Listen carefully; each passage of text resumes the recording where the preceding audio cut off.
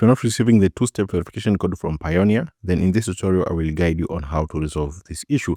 In most cases, this is caused by network delay. So solution, try enabling then disabling flight mode to refresh the connection, then try to request it again. So you can just come here to this page. If you're not receiving the two-step verification code, just make sure to turn on airplane mode on your phone, then try to turn it off again, and then you can try to request by selecting here resend and try to check if your issue has been resolved. Now, if you've done so but you're still facing again the same issue, now use an alternative method for verification such as call me option. So you can see here there's an option as an alternative. Select here call me. Payoneer will be able to call you on your phone, which is linked to Payoneer, and then after calling you, they'll provide you with a verification code which you can enter it here and you'll be able to pass the two-step verification. Now maybe if the call me option also doesn't work, I highly advise you to submit a support ticket.